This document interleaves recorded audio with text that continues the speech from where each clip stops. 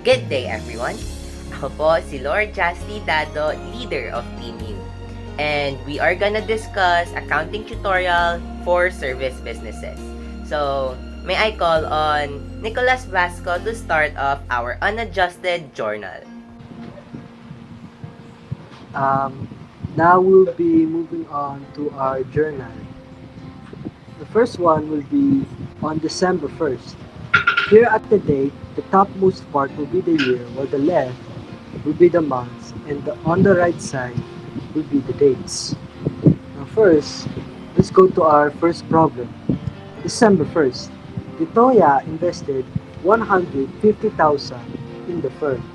So, in the journal, in this side here, we'll be inputting 1, December 1 as the date or as the date of day, and then in the account titles, we will be putting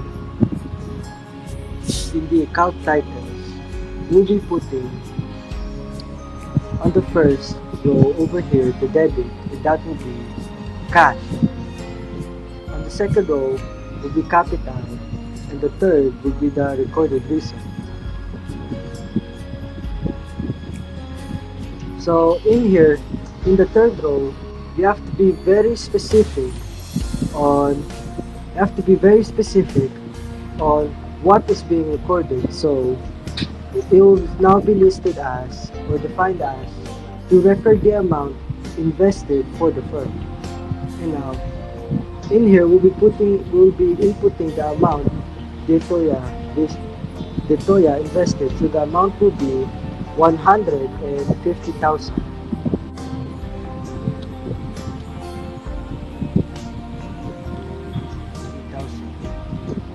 We'll also be putting 150,000 the same here over at the credit. Now, the reason why it became capital is because this is the money that Tetoya invested for the firm, so it has become capital. Also, just to take note, owner's equity, owner's equity, it is anything that's under capital and others will always be listed as credit, so the cash will become debit. Now, we move on to December 2, paid rent, and paid rent for December to Realty 8,000 pesos, and purchase supplies on account for 7,200. So, in the journal, we'll be putting December 2 here, that, and then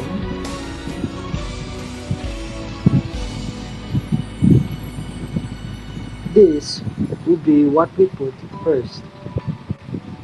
Now, in the first row, we'll be putting in here, we'll be arranging them from which goes first. So, paid rent from December, TPBLT, 8,000 pesos. So, first row will be rent expense, and the second row will be cash. And the amount given is, and the amount that will be placed will be 8,000 pesos.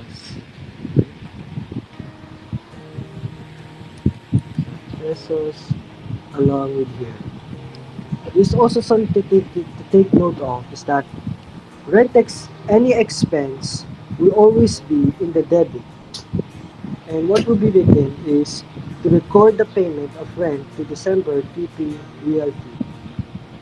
And now on to the second time, the supplies.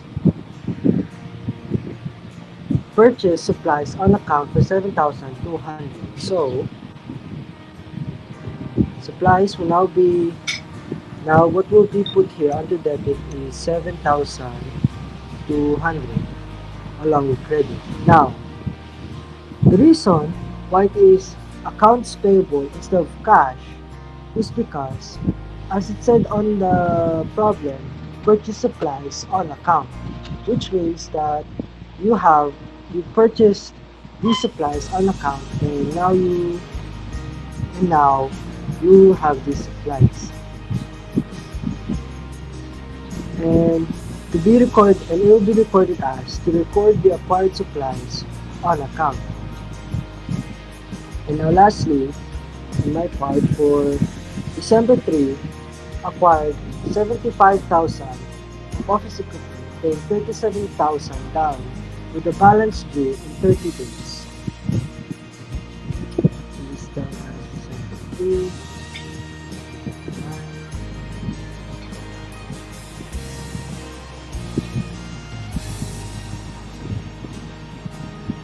And now the account title that we will jot down will look like this: office equipment, cash, accounts payable, and to record the acquired office equipment and the remaining balance. Now, the reason why there is an accounts payable is because,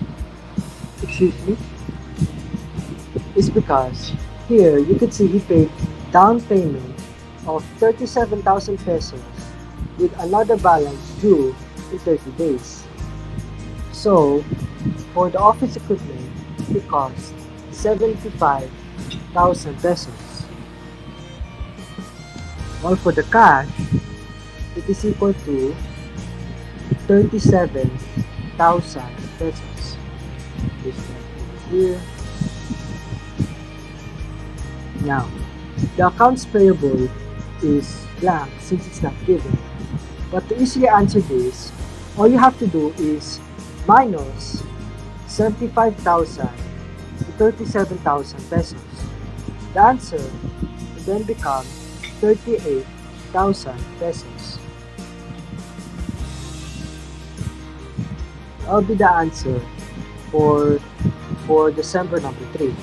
Now, we'll be moving on to December 8 with our next speaker, Mark Francis.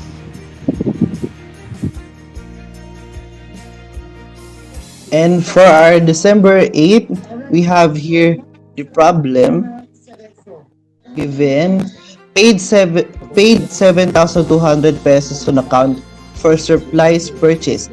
So, ang una natin gagawin is ilagay muna yung ating date na December 8 sa second column na kapatay ng iba pang number of dates natin. And ang ating mga accounts na gagamitin, dahil nasasabi dito na on account ang mga supplies na pinurchase natin ay ang accounts payable at saka cash. Itong accounts payable na to ay yung account na ginamit natin sa kaninang nabanggit sa December 2 problem na purchase supplies in account.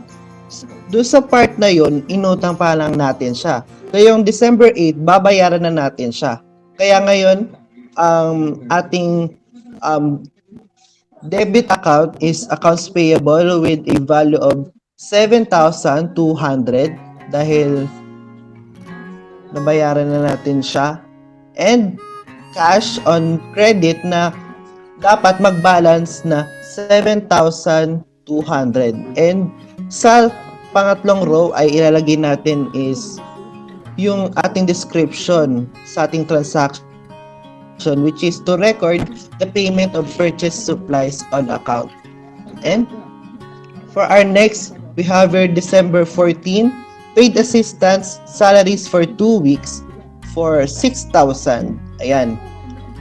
Dito is una nating ilalagay ulit ang ating date, which is December 14.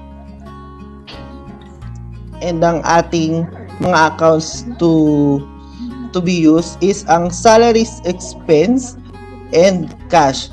Bakit salaries expense? Dahil dito tayo magbibigay ng ating mga pansweldo sa ating mga assistants. And cash dahil ito po yung ibabawasan sa ating accounts po.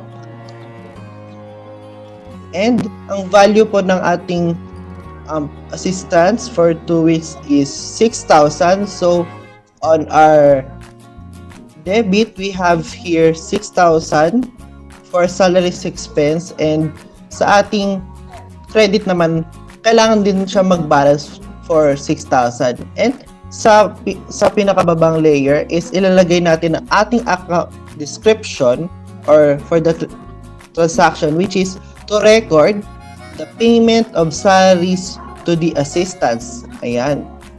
And next naman natin is December 20. Yan, sabi sa ating given, perform consulting services for cash amounting to 20,000 pesos. So sa ating journal, kung mabalik tayo sa ating journal, ilalagay ulit natin ang ating date number, which is 20 dahil December 20. And para sa ating accounts to be used, we have here cash on debit and consulting revenues sa ating credit. Bakit cash sa ating debit? Dahil merong pumasok sa atin na pera dahil sa ating ginawang consulting services. And yung ating credit naman ay consulting revenues dahil nakakuha tayo ng income from the consulting services. So, dapat match yung ating accounts dito. And dahil dyan, amounting ang ating debit to 20,000,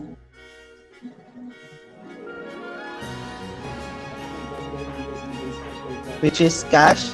And sa ating consulting revenues naman, is dapat pa rin mag-balance and will be the same as the debit bill.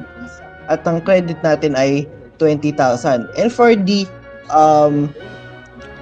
account description for the transaction is to record the payment salaries to the assistant. Itong mga descriptions na to of the transaction ay kailangan napaka-specific dahil dito makikita kung paano nagamit yung account na yun. And for our next dates for December 28, 30, and 31, we have here Red Flores to continue po. So as of December 28, the problem will be trades assistant salaries for 2 weeks is 6,000 pesos. So I'm going to encode here our date. And then the accounts we are going to use is salaries expense. Along with salaries expense will be cash. And for our debit and credit will be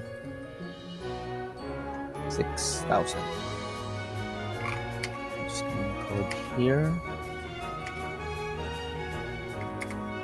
6,000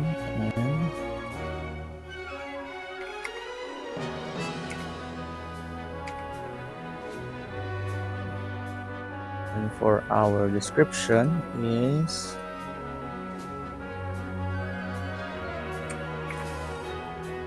record the payment of salaries to the assistant.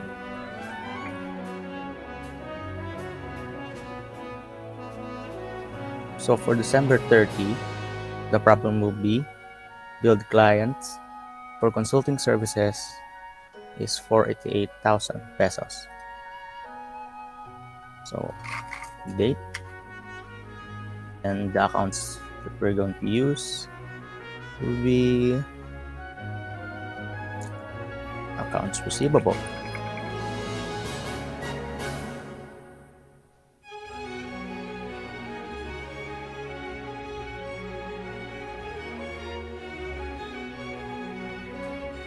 And then along with accounts receivable will be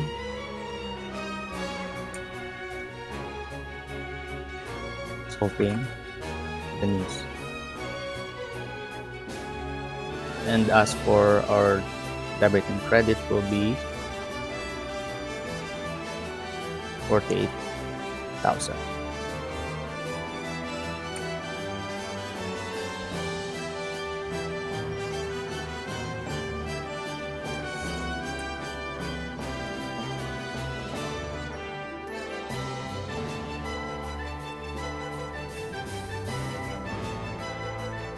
For our description, it will be record the billing of clients for the consulting services. And for our next given will be for December 31. And the problem will be Detoya withdrew 12,000 pesos from the business. And the accounts we're going to use with these are withdrawal. Along with withdrawal is cash.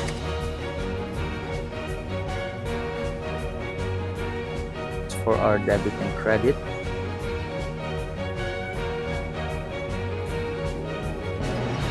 will be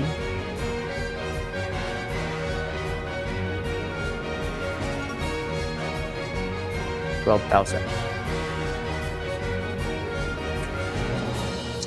Code it here.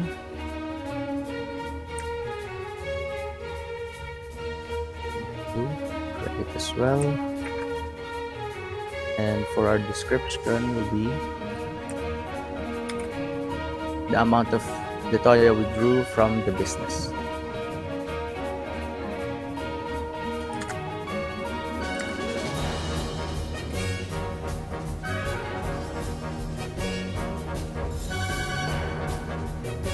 And that's it for the journal. And for the chart of accounts will be presented by Kyla Biliraza. So, to continue the chart of accounts, magbe-base tayo dun sa given which is nasa required. So, create a chart of accounts and use the account number shown below. So, lahat ng makikita natin na numbers na 100 then up until to 190, lahat yon is asset. And lahat ng makikita nating numbers 210 up until to 290, lahat yon is liability. And lahat naman na makikita natin ng 310 up until to 390, lahat yon is equity. And the next one will be lahat na makikita natin ng 410 up until to 490 is revenue. And 510 up until to 590 is expense. So, cash 110, accounts receivable 120, fees receivable 130, supplies is 140, office equipment is 150, accumulated depreciation office equipment is 155. Lahat ng yon is ilalagay natin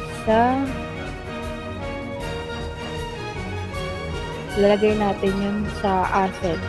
So, sulat muna natin siya. Number is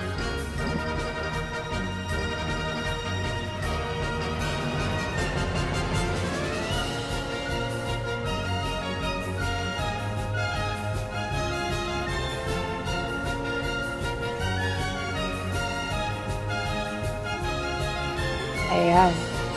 So, ang number natin is 110 up until to 155. Lahat ng yon is asset. So, ang lalagay natin dito sa number is, ayun nga, yung mga numbers niya, like 110, ganun. And so, description, ito yung mga cash, ano yung mga ginamit natin, accounts receivable, fees receivable, supplies, office equipment, accumulated depreciation, office equipment. And sa account type naman is ilalagay natin doon yung asset. And need din natin ilagay if the asset is current or a non-current.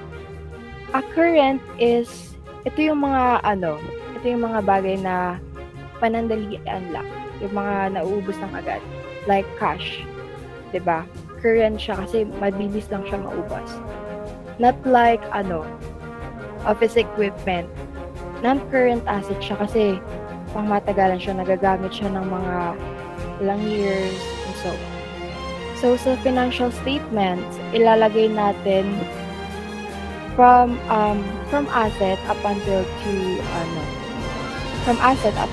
to equity, lahat yun is classified as SFP. SFP lang ilalagay natin doon. And then lahat naman ng revenue up until to expense is IS. Ilagay naman natin next is yung liability. Ito lang.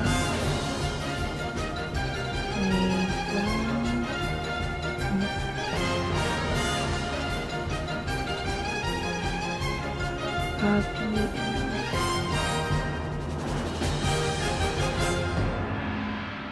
Ayan. So, makikita nyo dito, di ba, nakalagay is 200 then up until to 220. Lahat ng yon is liability and it is a current liability kasi hindi rin siya panandalian. Like I said earlier, lahat ng current is panandalian lang. And it is also classified as SFP because naka-indicate din siya sa liability. So the next one will be the equity. So 300 then up until to 320. The Detoya capital and the withdrawals are equity. Kasi we all know naman na ang equity is yung in-invest natin or yung investment natin. And it is also classified as SFP. The next one will be copy ko lang. So, ayan. So, isa lang yung revenue natin.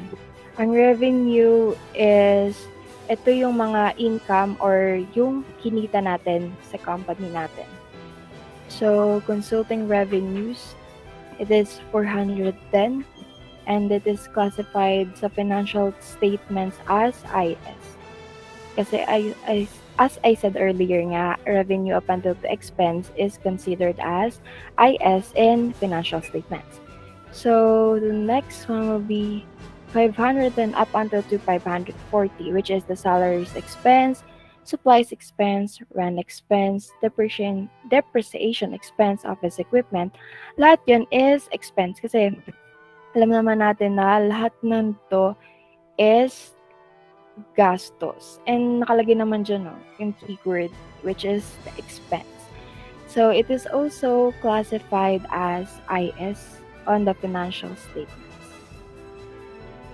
And to continue with the next presentation, which is the T accounts, which will be presented by Justine Abarcosa. Thank you, Ms. Villarasa. Let's start the discussion with the T accounts. To create a T accounts, magbe-base tayo sa journal at sa chart of accounts.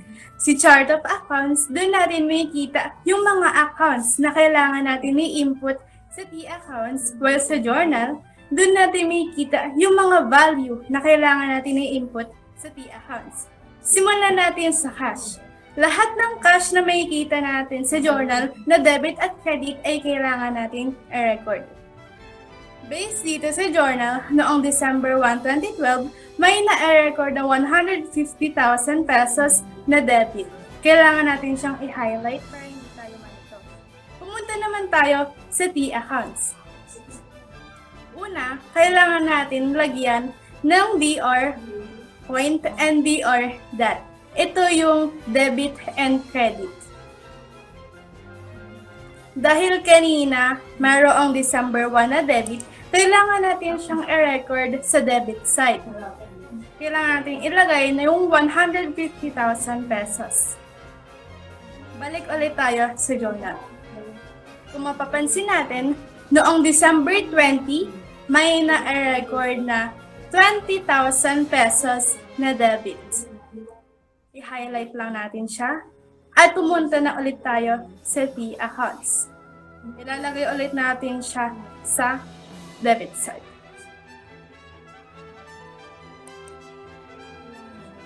Kung mapapansin natin, wala nang cash na debit. Kaya kailangan naman natin kunin lahat ng cash na nasa credit side.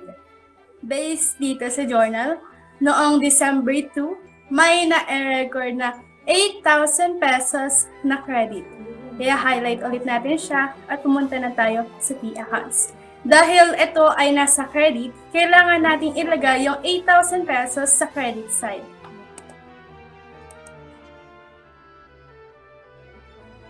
Next, noong December 3, may na-record na 37,000 pesos na credit. Kaya highlight ulit natin siya. pumunta sa T accounts and ilalagay natin siya sa credit side. 37,000 pesos. Next, noong December 8, may na-record na 7,200 pesos na credit. Kailangan natin siyang i-highlight at sa T accounts na. 7,200 pesos.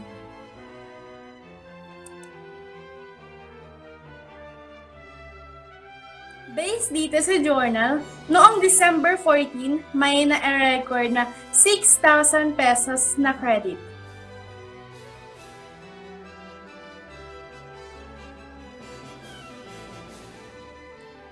Ilalagay ulit natin siya sa credit side.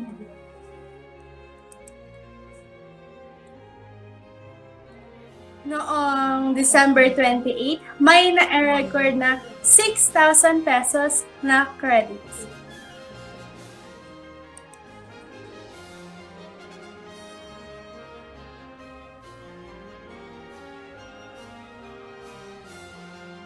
Noong December 31 naman, may na-record na 12,000 pesos na credit.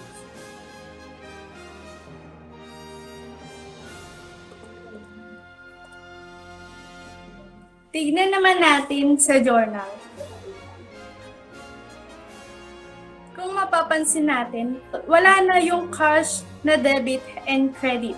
Pagkatapos nating i-record lahat ng cash na values in credit and debit, ang next step is kailangan natin itong i-total. Pumunta tayo doon sa debit side. 150,000 pesos plus 200,000 pesos is equals to 170,000 pesos.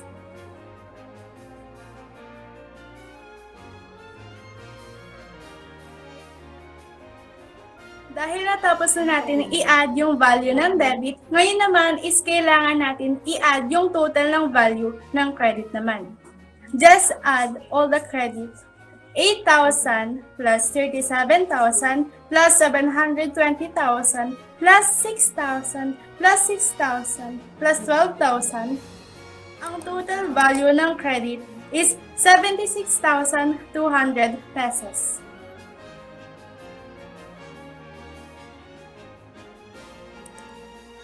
Dahil nakuha na natin yung total ng debit at credit, ngayon naman kailangan natin makuha yung final value ng cash. Para gawin yon, kailangan lang natin isubtract yung value ng credit at yung value ng debit.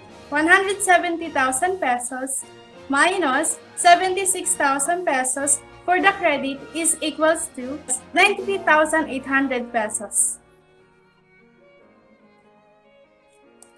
Since positive value naman yung 93,800 pesos, kailangan natin siyang i-record sa debit side. Pagkatapos natin itong i-record, i-highlight lang natin ng color blue para hindi tayo malito.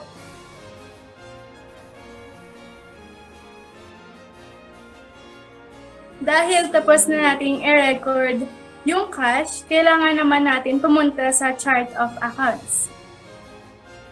Based dito sa chart of accounts, kailangan natin kuhanin yung value ng accounts receivable. Upang makuha, kailangan natin pumunta sa journal. Katulad ng ginawa natin kanina, kailangan natin kunin yung debit at credit ng accounts receivable. Based dito sa journal, noong December 30, may na-record na 48,000 pesos na debit. Kailangan lang natin siyang i-highlight at pumunta ulit tayo sa T accounts.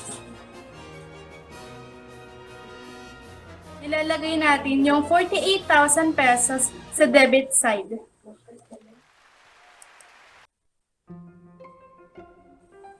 Pumunta tayo dito sa journal. Kung mapapansin natin, wala nang accounts receivable na debit at credit side. Ang gagawin natin, pumunta tayo sa T accounts. Wala tayong i-record, just highlight na 48,000 pesos. Ito na yung magsisilbing total value ng accounts receivable.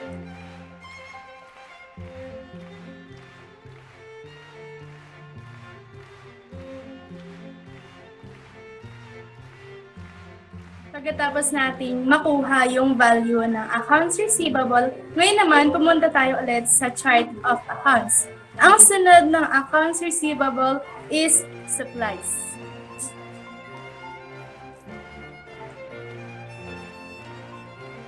Kailangan natin makuha yung debit at credit ng supplies.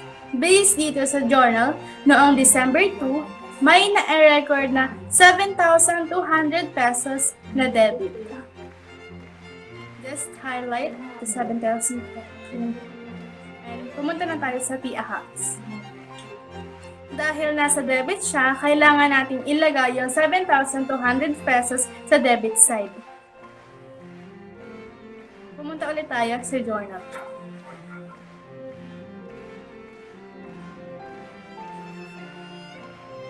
Katulad na nangyari kanina, kung wala tayong makitang supplies sa debit at credit, wag na natin siyang pansinin. Pumunta na tayo sa accounts and just highlight the 7,200 pesos. Ibig sabihin, ito yung positive na total value ng supplies.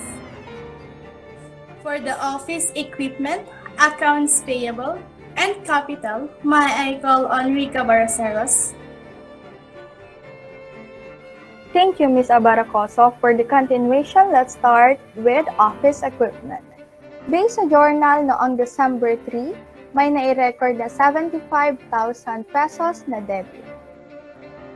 I-highlight natin, then punta tayo sa accounts para i-record.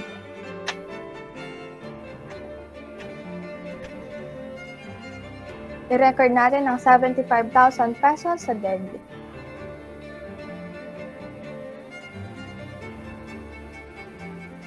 Punta naman tayo sa journal. Kung mapapansin natin, wala ng office equipment na debit at credit sa journal. Dahil wala naman ng ibang i-record, just highlight the 75,000 pesos sa accounts. So, na-highlight naman na natin. So, punta na tayo ulit sa chart of accounts. Since ang sunod na accounts ay accounts payable, punta na tayo sa journal para tignan ang mga values for accounts payable. Noong December 8, may nai-record na 7,200 pesos na debit. Punta tayo sa accounts para i-record. Punta naman tayo sa journal para tignan ulit. Kung mapapansin natin, wala ng accounts payable na debit, so punta naman tayo sa credit. Based sa journal noong December 2, may nai-record din na 7,200 na credit.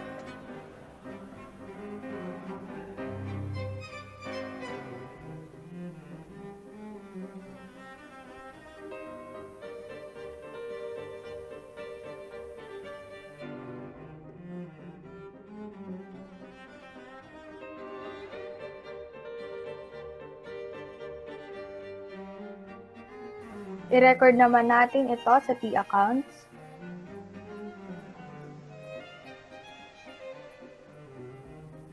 Punta naman tayo sa journal. Noong December 3 naman, may nai-record na 38,000 pesos na credit.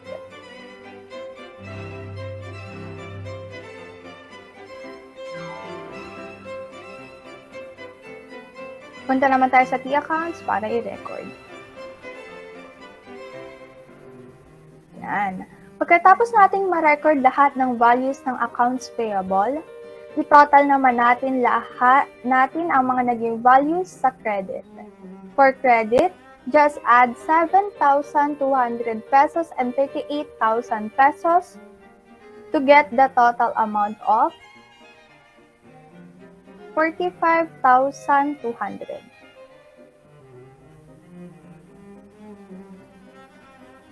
Yan. To get the final value naman na accounts payable, we just need to subtract the total value of debit and credit, which are 7,200 and 45,200. So 7,200 minus 45,200 is equal to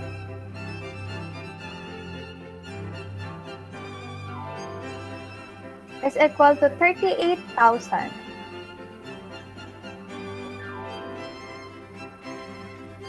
Since ang 38,000 natin dito ay negative, kailangan natin siyang i-record as credit. I-highlight na lang natin ng color blue para hindi tayo malito.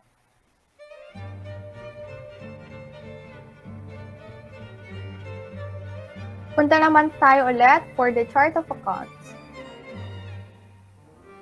Since ang sunod na account ay capital, punta ulit tayo sa journal to see what are the values for capital. Based sa journal noong December 1, may nai-record na 150,000 pesos na credit. Kung mapapansin natin sa journal, wala ng capital na debit at credit. Dahil wala naman ng ibang i-record, just highlight the 150,000 pesos sa T-accounts. I-record muna natin ang 150,000 pesos sa capital as debit.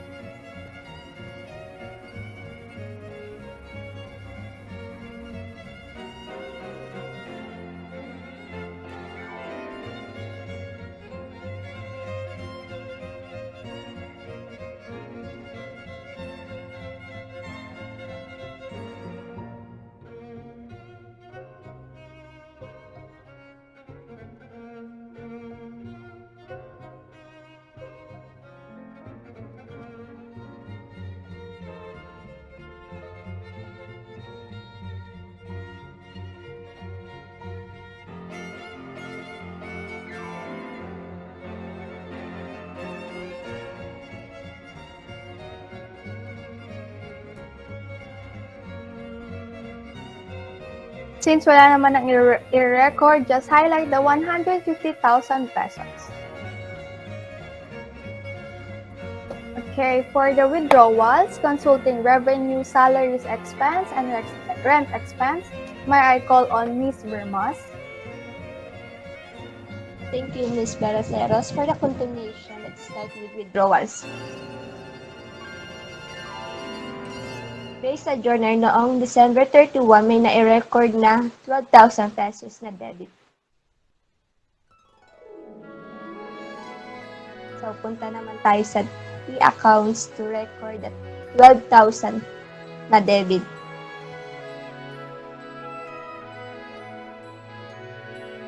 Kung mapapansin natin, wala nang withdrawals na debit at credit sa journal.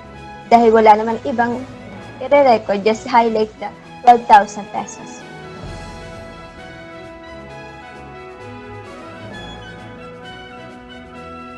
Punta na ulit tayo sa journal.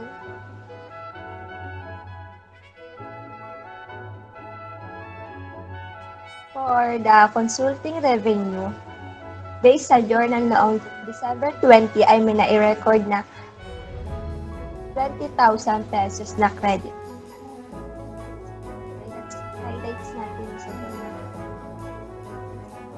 Tayo sa T-accounts. Para i-record ang 20,000 pesos na credit.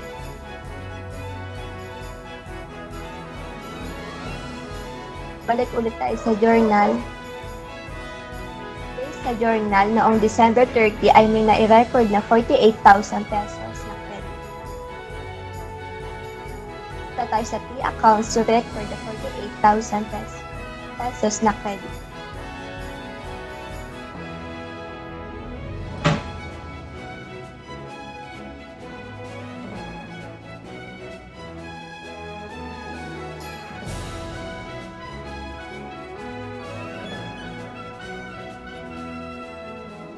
So, wala naman na tayo na iba i-record. Kaya i-add natin ang 20,000 pesos at 48,000 pesos.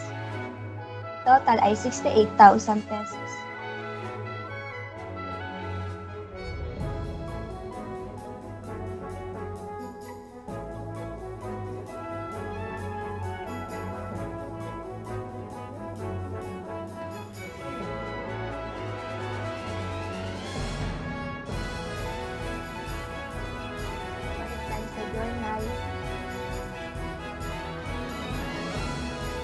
For the salaries expense, based sa journal noong December 14 ay may nai-record na 6,000 pesos na debit.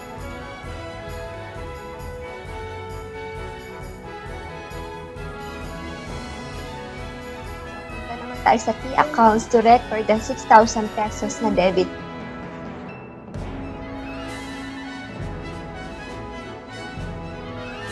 Balik ulit tayo sa journal. Based sa journal noong December 28 ay may nai-record na 6,000 pesos na debit.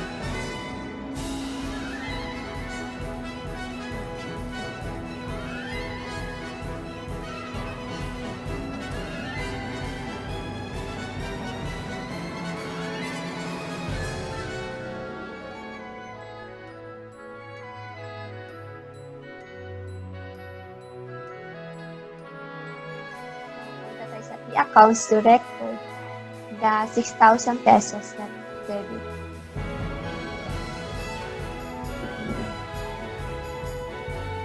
Pagkatapos natin ma-record lahat ng value sa salaries expenses, ito-total naman natin yung mga naging value sa debit.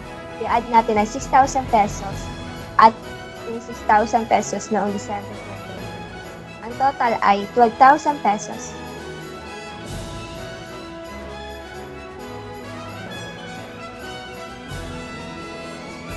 Balik tayo sa journal. For the rent expenses naman, based sa journal, noong December 2 ay may nai-record na 8,000 pesos na debit.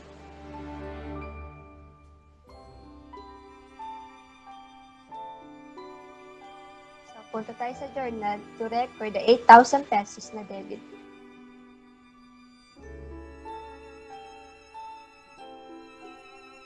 Kung mapapansin natin, wala nang rent expenses na debit at credit sa journal. Dahil wala naman na ibang i-records, just highlight the 8,000 pesos.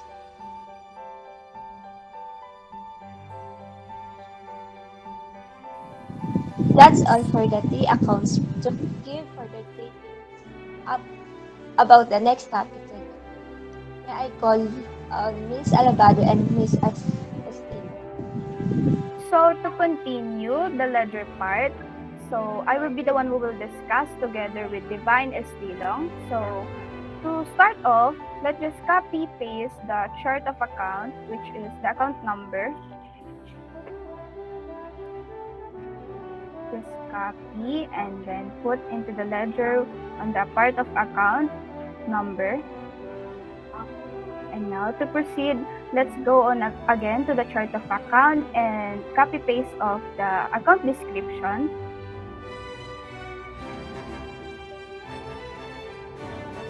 And put it to the ledger part. And now, the first account number we have is 110, which is the account description is cash. And as we look at to the three accounts, we can see here the part of the debit, we have the total amount of 170,000, and then on the part of the credit, we have the total of 76,200.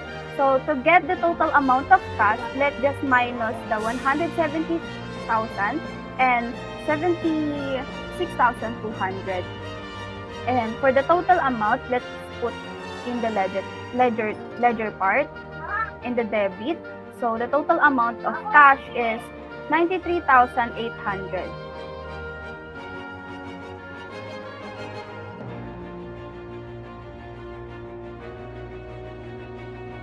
And now for the next account number we have is 120, which is the account description is accounts receivable. As we look at to the T accounts, we have the total amount of 48,000.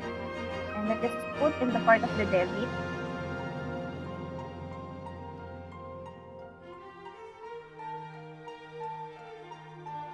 Now, to continue for the account number of 130, the account description is fees receivable. And since this account does not have the value on the part of the unadjusted journal, so we will just leave it blank. Next, let's proceed to the account number of 140 with account description of supplies. As we look at to the T accounts, on the part of the debit, the total amount of supplies we have is 7,200. Let's just put on the part of the ledger.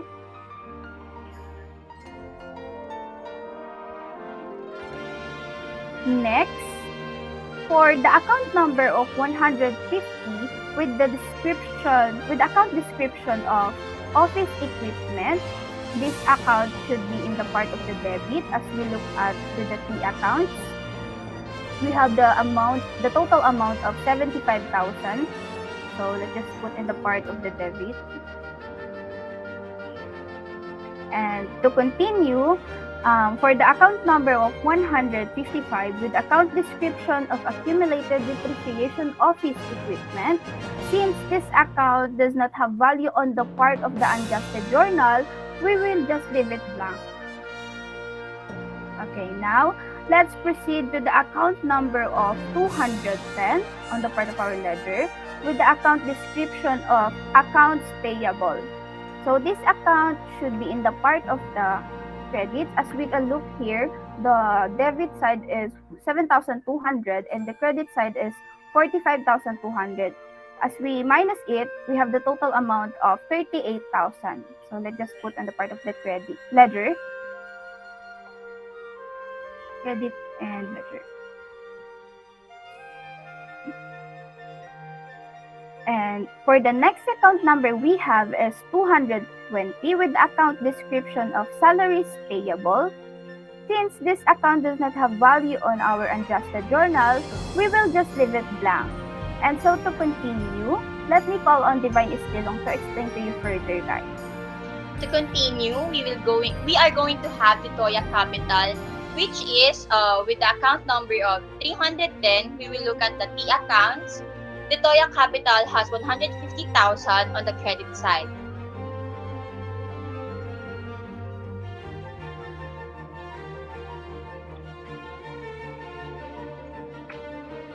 And for the next one, we have withdrawals. Withdrawal has a total of 12,000 on the debit side.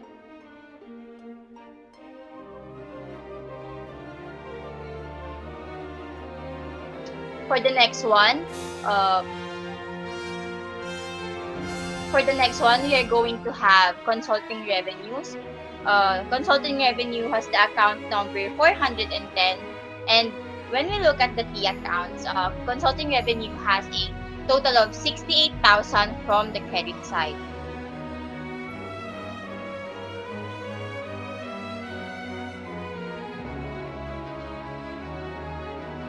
And for the 12th account, we have salaries expense, and when we look at the T account, salary expense has a total of 12,000 on the debit side.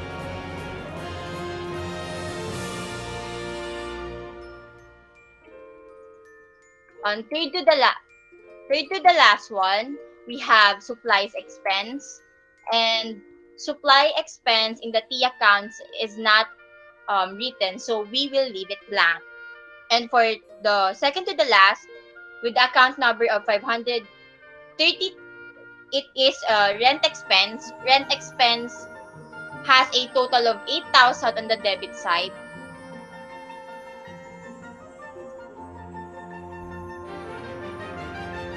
And lastly, we have 540 depreciation expense, office equipment. It is also not written on the T account. We will leave it blank. To sum up all the debit account, we have 256,000.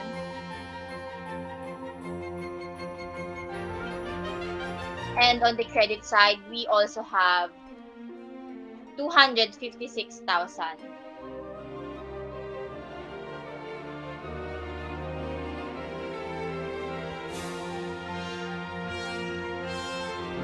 And that's all for the ledger part. As you can see, we have it balanced. And for the next part, I'm going to call Erica Pradas and Harry Twazon to continue on the adjustment journal.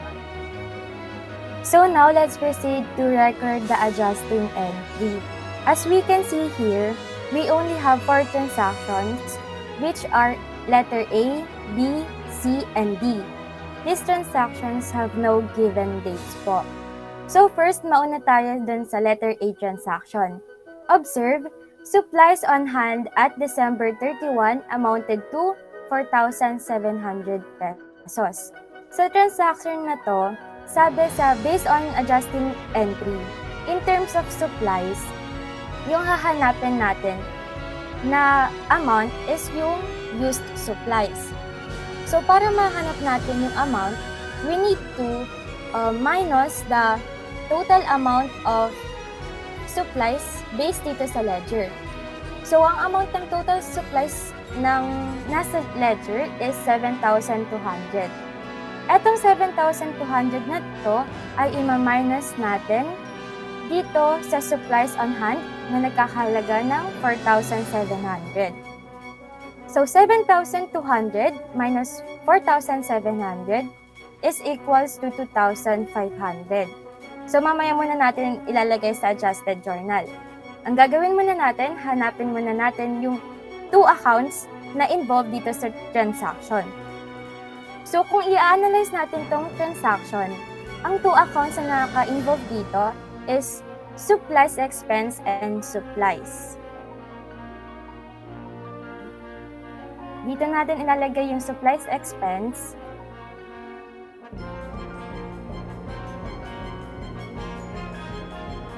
And then, supplies.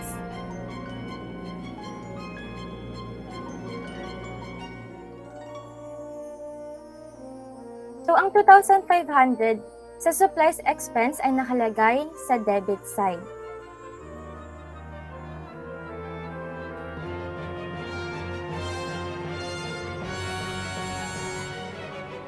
Habang yung supplies naman, yung 2,500 ay sa credit side.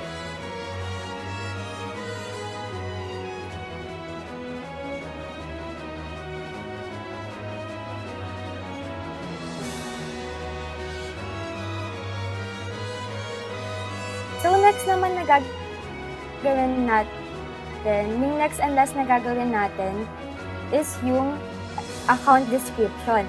Yung paano natin gagawin account description? Yung account description, i-base natin ito sa transaction. So, based sa transaction, ang ating account description is to record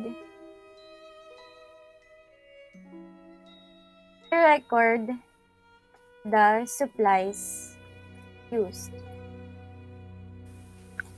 So now, dun naman tayo sa second transaction, which is the letter B. Observe, salaries of 1,800 have accrued at month end. In this transaction, sinasabi na ang 1,800 ay amount ng salaries na hindi pa nababayaran. So, masasabi natin ang dalawang account na involved dito are salaries expense and salaries payable. B yung nilagay dito dahil wala namang given date.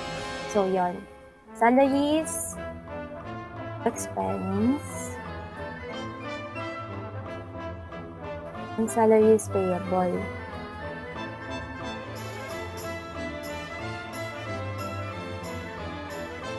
Yung amount naman na i-record natin is 1,800. Wala na tayong gagawing iba kasi nakastate na dito sa transaction yung ilalagay nating amount. So, yung 1,800 sa salaries expense ay sa debit.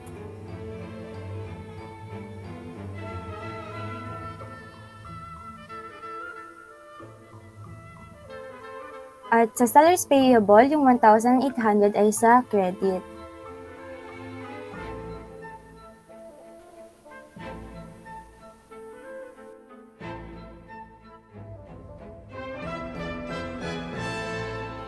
Next naman na gagawin natin is yung account description. Yung account description, i-base natin siya sa transaction.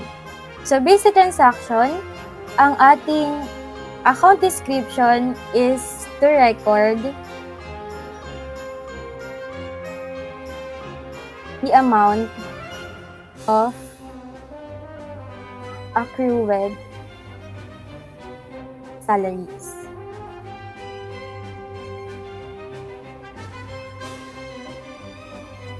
So for the next two transactions po, may I call on Jazz po to discuss? So, um, magiging apprentice po ako for Harry Tucson because of personal problems po. So, I will be continuing the adjusting entry for letter C and letter D. So, may I present my screen po?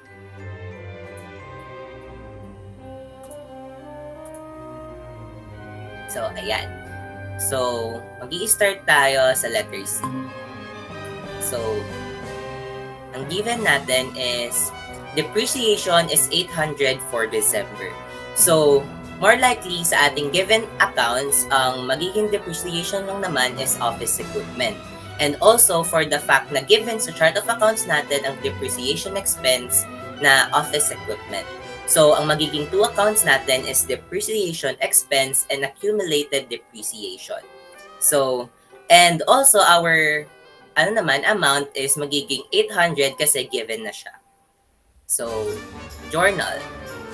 So, for our debit, lalagay natin is depreciation expense. And for our credit, magiging accumulated depreciation. And for our value, magiging 800. 800. So now, punta naman tayo sa description. So, ang magiging description naman natin, mag-base tayo sa given. So, this is depreciation. So, ang magiging natin is to record the depreciated office equipment. Lalagay pala natin dito. Pag may depreciation, lalagay natin yung kung ano yung na-depreciate, which is the office equipment. Office equipment. Then, same with this one. Accumulated depreciation, office equipment. So now, dito naman is to record the depreciation of office equipment. Ayan. So, this is for our letter C, depreciation expense, office equipment, accumulated depreciation, office equipment, 800. I'm sorry. So, mali pala to. Ayun. 800. Yan. So, next one for letter D, punta tayo ulit sa given. So, given, Detoya has spent 20 hours on a tax fraud case during December. When completed in January, his work will be billed at 500 pesos per hour.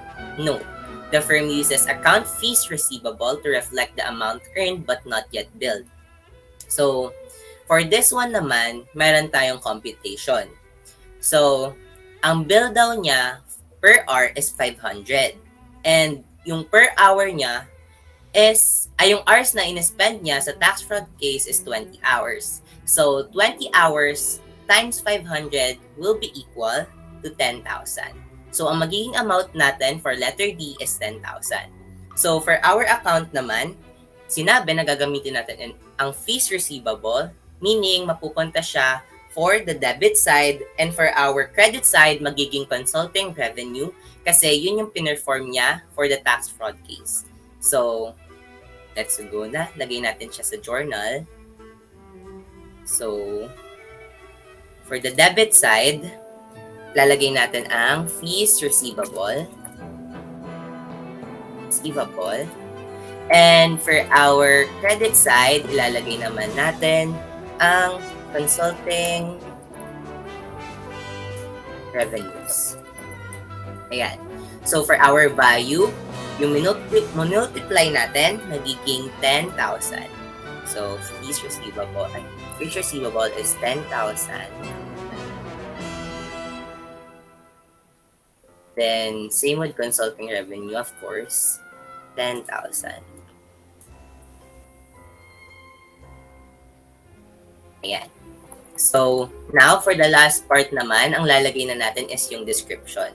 So, for description, mag-base na lang ulit tayo sa given. So, to record the amounts earned but not yet billed. Ayan. To record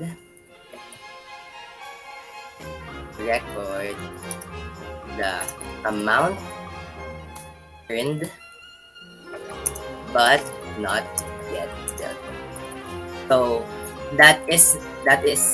yun na yung pinaka-kompleto natin for our adjusting entry or adjusting na journal. So, for the next part naman, may I call on Maria Christine Sanchez for the worksheet. For the worksheet naman po, mapapansin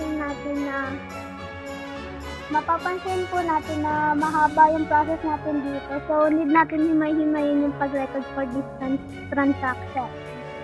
For the first one po, yung unadjusted trial balance, need natin na may record na tayo for the trial balance. It means na sa unang transaction natin for the journal, expected na may trial balance na siya na recorded, and ito po yun. So, instated na din yung chart of account and trial balance. Ayun yung ilalagay natin sa unadjusted trial balance, and hindi na natin need gumawa ng scratch of chart of account.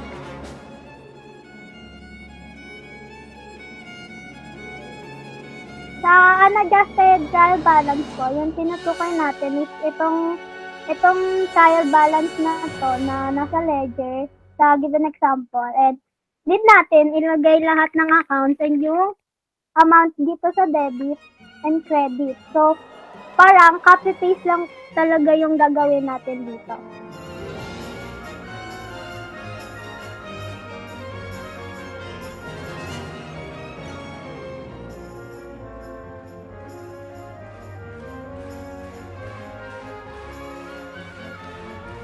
And sa account description,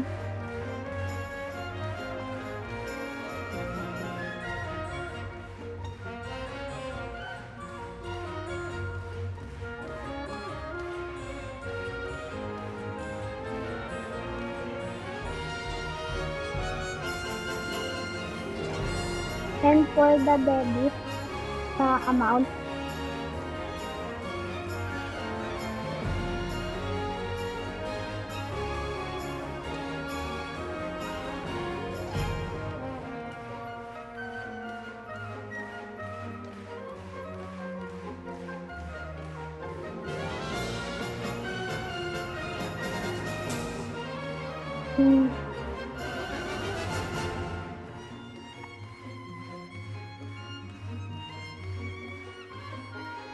then sa credit na amount.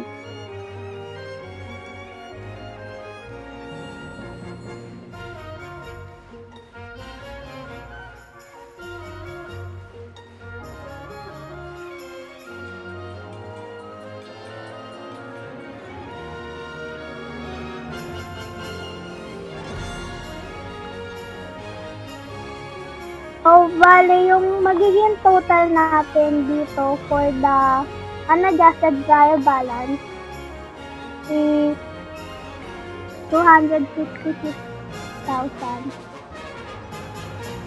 And pag pinag-plus din natin lahat ng credit side, yung makukuha natin amount is 266,000.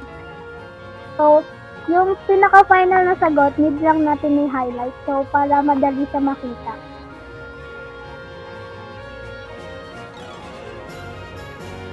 And din natin siyang i-bold.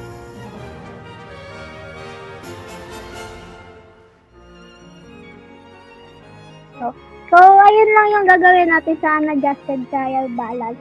Parang ika-copy-paste lang natin yung nasa trial balance na ginawa natin for the unang transaction sa given.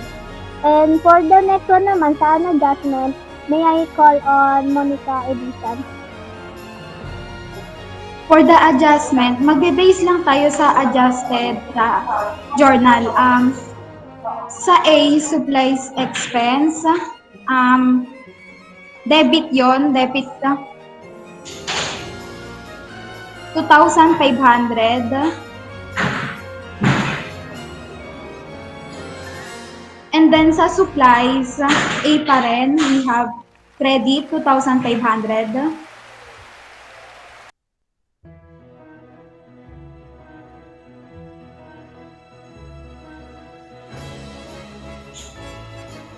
For the B, salaries expense. Debit 1,800. And then salaries payable, credit 1,800.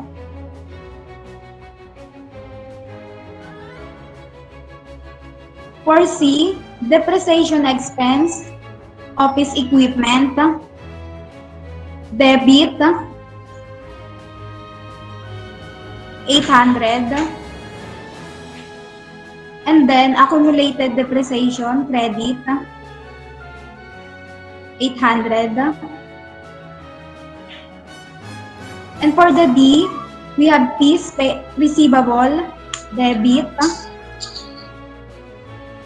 10,000. And consulting revenues, credit 10,000.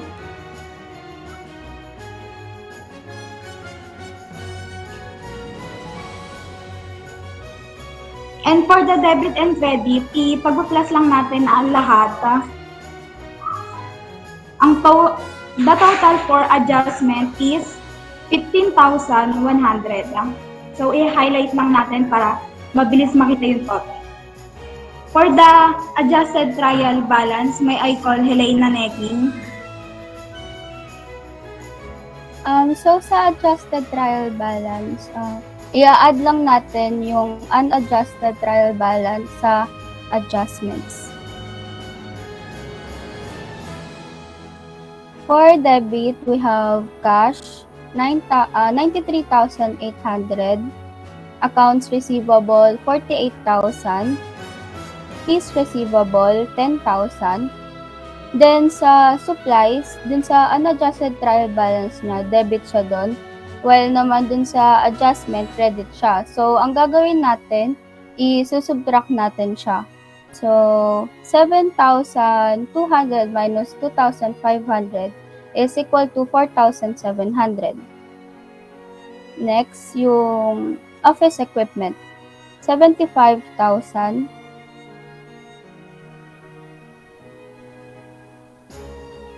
Then, withdrawals, 12,000.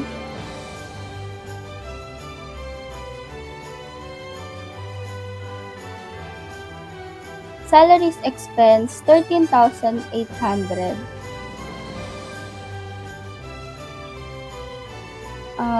Supply expense, 2,500. Rent expense, 8,000. And lastly, depreciation expense, office equipment, 800.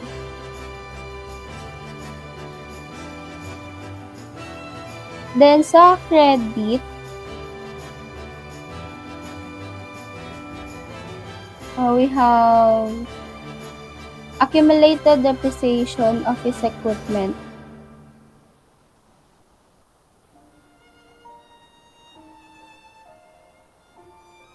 We have 800, accounts payable 38,000, salaries payable 1,800, Detoya capital 150,000, and lastly consulting revenue 78,000. The sum of all credit is 268,600, and ganun din yung sum sa debit. 268,600. Next, may I call on Hannah Requillo to explain the income statement. For the income statement, kukunin lang natin yung value ng revenues and expenses. So, bali, ika-copy paste lang natin yung nakalagay sa adjusted trial balance.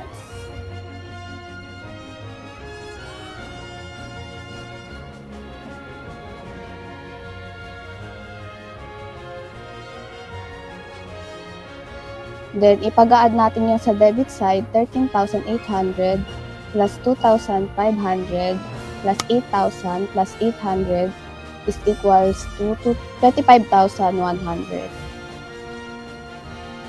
Tapos, i-bring down na lang yung 78,000 sa credit side. Makikita natin na hindi pa siya balance, so ipagma-minus natin 78,000 minus 25,100 is equals to 52,900. 52,900. Then, para mabalance, 25,100 plus 52,900 is equal to 78,000. Then, bring down yung nasa credit side. And for the balance sheet, may I call on Akisha Liantos. Now, similarly lang dun sa ginawa ni Hannah, but with dun sa 110 up to 320. I'm gonna copy paste them dun sa balance sheets.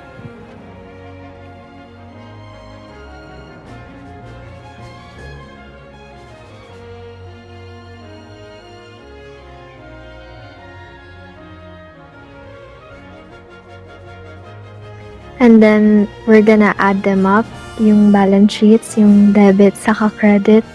And dun sa debit, we have 243,500. And dun sa credit, we have 190 and 600. Now, para mapag-balance to, similarly lang din dun sa ginawa ni Hannah, we're just gonna add the 52,900. And if we add them up and we bring down yung 243 and 500, yeah, they're gonna be balanced na.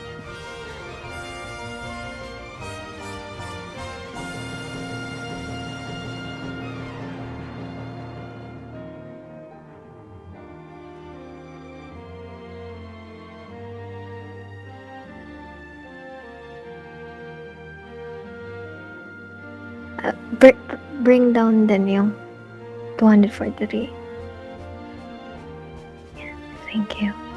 And now that we've balanced the balance sheets, we're gonna move on with the SCI. I'm gonna call on Gab Lausas for her to explain them. At para naman sa susunod nating step or accounting process, magsisimula na tayo sa pag-record ng final position or yung financial statements ng accounting process. So, before tayo magsimula sa pag-compute nito, explain ko muna yung part namin at kung ano ba yung concept na gagawin namin. So, itong part na to, ito na yung financial statements, ito na yung formal records or yung final records ng isang ng financial activities at financial position ng isang business entity. Ang gagawin ko sa part ko ay itong SCI or yung Statement of Comprehensive Income. Ito yung final net income or ito makikita dito yung final revenue ng isang company. Makikita dito is Tax Consulting Services Statement of Comprehensive Income for the month ended December 31, 2012. Meaning, ito na, makikita na dito yung mga unadjusted at adjusted entries. Para ma-compute natin tong part nito, kukunin natin yung final amount ng consulting revenues at ima-minus natin yung expenses, lahat ng expenses mula sa adjusted trial balance. Pagka minus na natin siya, makikita na natin yung pinaka-net income ng ating financial statement or Statement of Comprehensive Income. Simulan na natin siya. So, para makita natin siya, pupunta tayo sa worksheet, itong worksheet, pupunta tayo dun sa adjusting trial balance. Nagsisimula ang consulting revenues sa account number na 410. Ito siya, makikita natin yung 410 as consulting revenues. Magbe-base tayo dun sa adjusted trial balance na amount. Ito yung final amount niya. Ito yung i-record natin para sa statement of comprehensive income. So, kunin natin yung value niya, 7,800. Ilalagay lang natin siya dito sa sheets, 7,800. Dahil wala naman ng ibang revenue, i-add lang natin siya dito sa total. Ilalagay lang natin siya sa total. And naka-bold para madali natin siyang ma-distinguish na yun yung final amount. Susunod yung expenses. I-record natin yung lahat ng expenses. And makikita natin dito sa worksheet na lahat ng expenses nagsisimula sa 5 or yung 510, 520, 530 at 540. Itong mga to yung i-record natin para sa financial expense. So, itong salaries expense, supplies expense, rent expense, at depreciation expense, pwede na natin siyang i-copy. Itong mga accounts na to, at ilagay dito sa statement of comprehensive income. Ayan, makikita natin siya dyan. Pwede nating ibahin yung font para mas makita natin ng madali.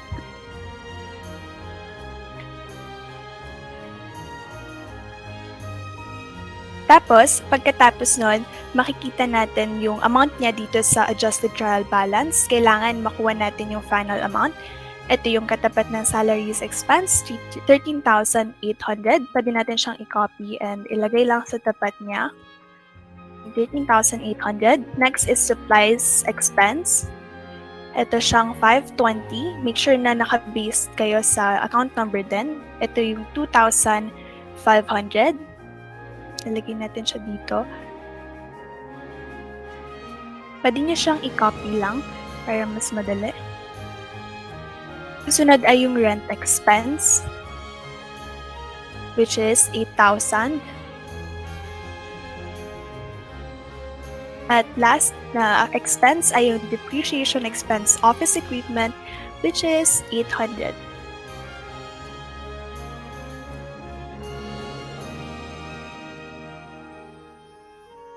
Ayan, dahil nakuha na natin lahat ng expense at yung amount nila, pwede natin siyang i-add. I-add natin para makuha natin yung total expense. Para mas madaling i-add, pwede natin gamitin yung formula dito sa sheets. Sum. Tapos, i-add lang natin yung 13,800, yung 2,500, 8,000 at 800.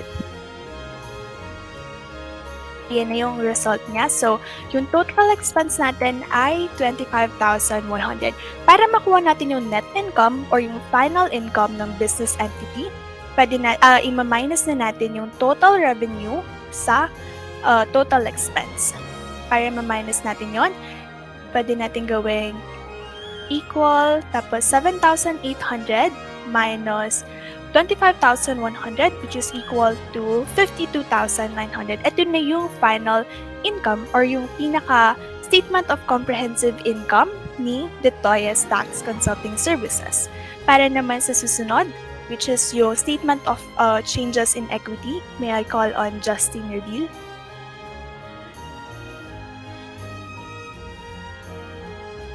Hello. Ayan. Hello, good afternoon.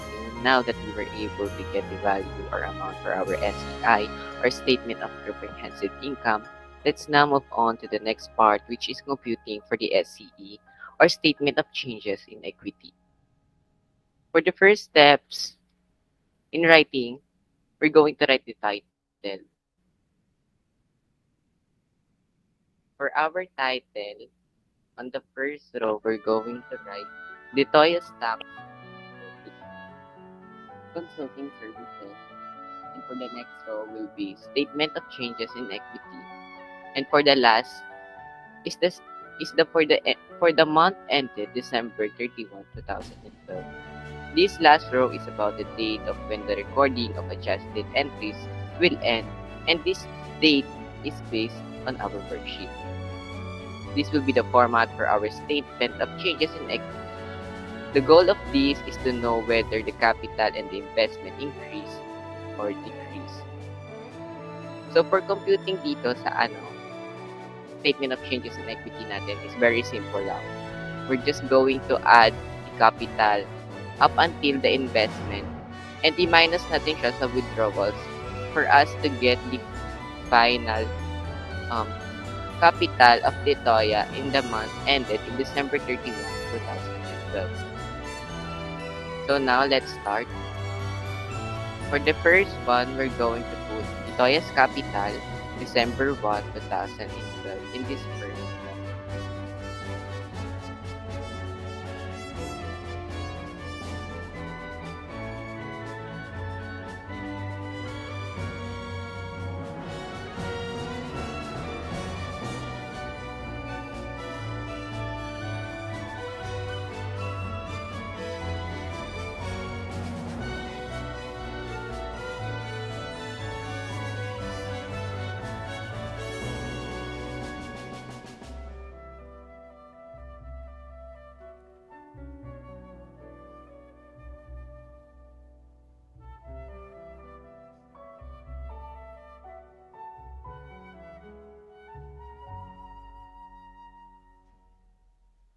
For the amount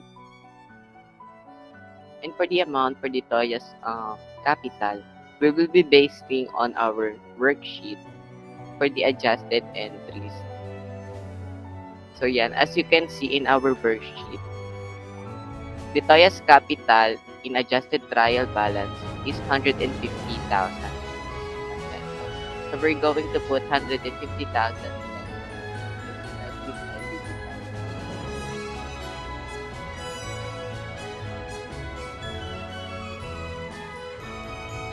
And now for the additionals, for the net income for the year, we're just going to add the year for this one, which is 2,000.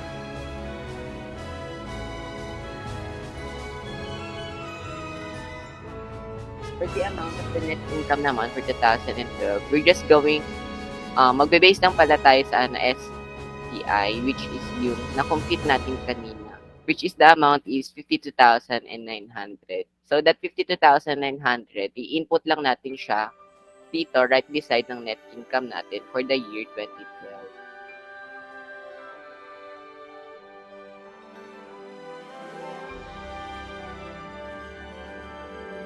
And for the additional investments, since sa ating journal, hindi naman nabanggit na nag-add si Ditoya ng additionals, so instead of putting none in this transaction, we're just going to put 0, which is given naman na dito. And for the total naman, we can use the computation in this sheet naman para mas padali na pag-compute natin. So we're just going to add the TOYA's capital and the net income for the year 2012. So that is equals to tapos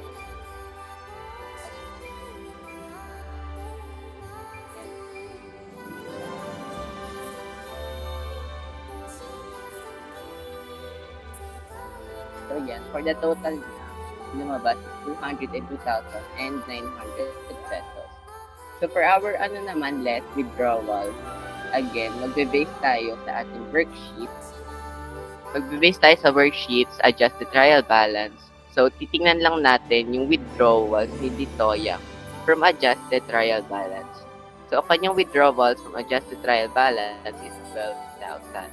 So, we're just going to put it here in a parenthesis. When putting pala the withdrawals, kailangan naka-parenthesis siya, which is sign na we're going to minus this one po.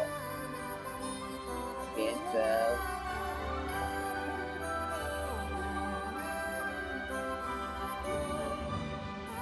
and the left side naman, for the final, we're going to put Ditoya's capital, December 31, 2012. So, kakopy ko na lang sa nasa taas. And i-change ko na lang yung December 1 to December 31. Ditoya's capital, December 31, 2012. Ayan, para makuha natin yung pinaka-final ng Detoya's capital for December 31, 2012, we're just going to subtract the 202,900 from 12,000. So, for a while. So, yan. If subtract natin, ang lalabas is 190,900.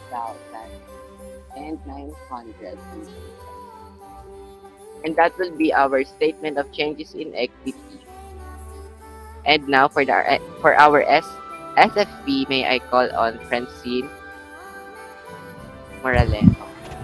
Ayan, thank you. So, lastly, ito na yung SFP, yung huling part ng accounting record.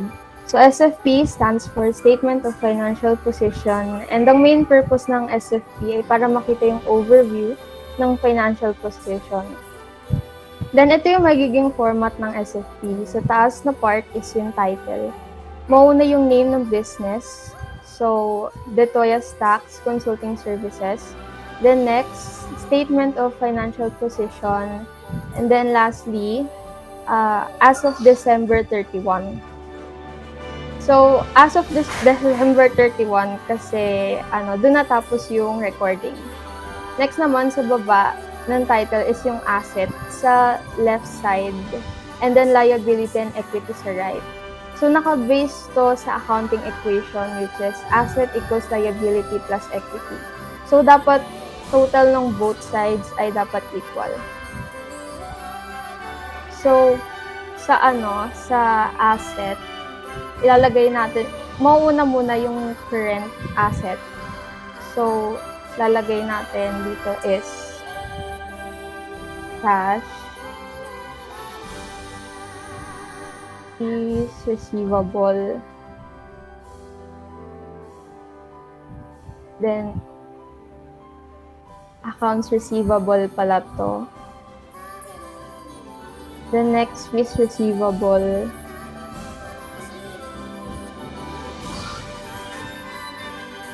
Then, lastly, supplies.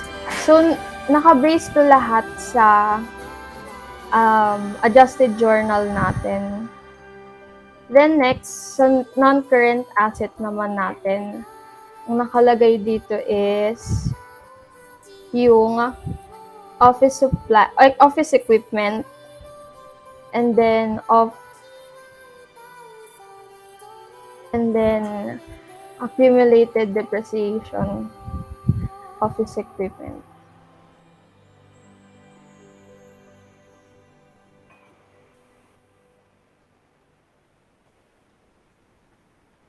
So, dito sa dalawang column na to, hindi natin ilalagay yung, hindi siya debit and credit.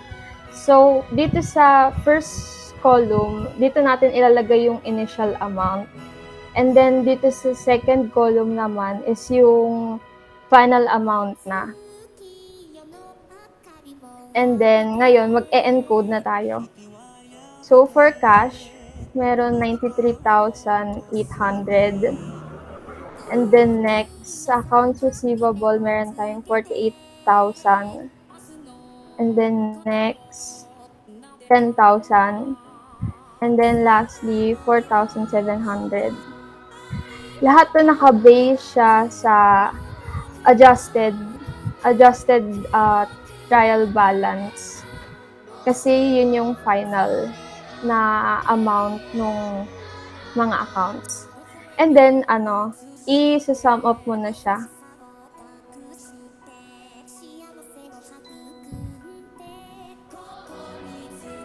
Then, ayan. Yung total ng current asset is 156,500. And then next, dito naman tayo sa non-current asset.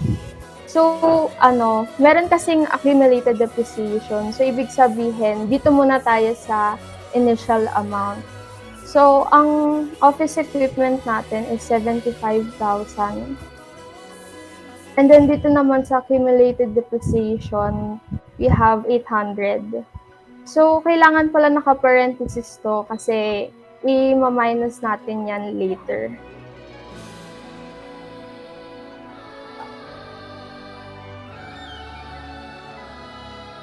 So, dapat naka-parenthesis dapat yan, pero nagma-minus siya. So, bali kapag minus mo naman yan, ang magiging result niyan is 74,200. So, ang total naman ng non-current natin is 74,200. Tapos, i-bold natin yung mga mga total para madali siyang makita. And then, para dito sa huli, yung pinaka-total ng current tsaka non-current.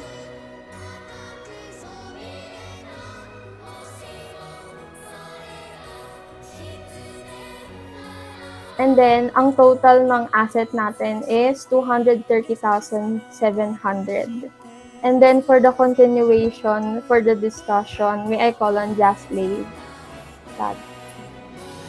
So now, andito na tayo sa last part, which is kailangan mabalance natin yung asset sa liability and owner's equity. So, lahat ng value na to nakabase sa adjusted trial balance. So first, kukunin natin yung mga current liability dun sa ating worksheet. So, ang current liability natin sa worksheet are accounts payable tsaka salaries payable. So, copy natin.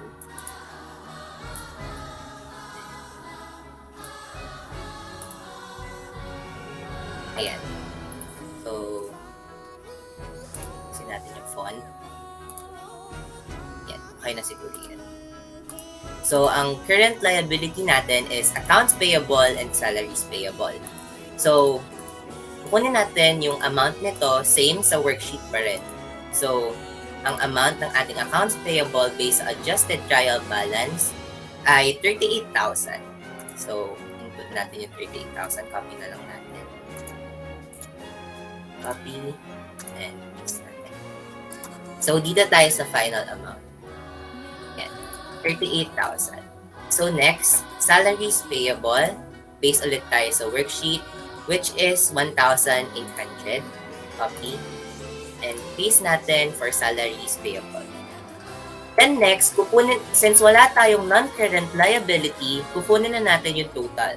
So, yung total ng current liability natin, since wala tayong non-current, 38,000 plus 1,800 is 39,800.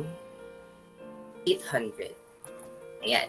So, i-bold natin dahil ito yung total na current liability.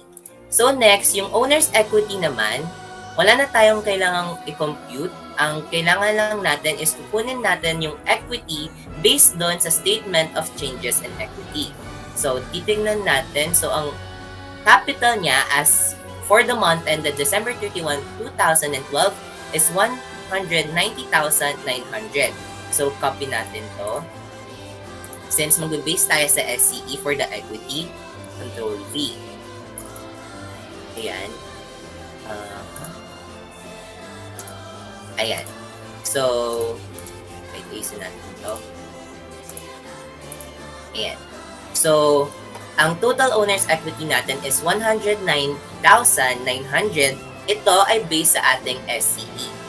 So now, for the moment of truth, i-add natin ang total liability at total ng owner's equity. And dapat maging balance siya for the total non-current and current asset. So 39,800 plus 190,900 will be equal to, try natin na sum of this one and this one. So, ang total natin is 230,700. So, meaning, tama yung computation natin kasi na-balance natin yung asset sa liability and owner's equity. So, yun na po yung final accounting tutorial of Team U for the accounting tutorial of the service businesses po. So, thank you for listening.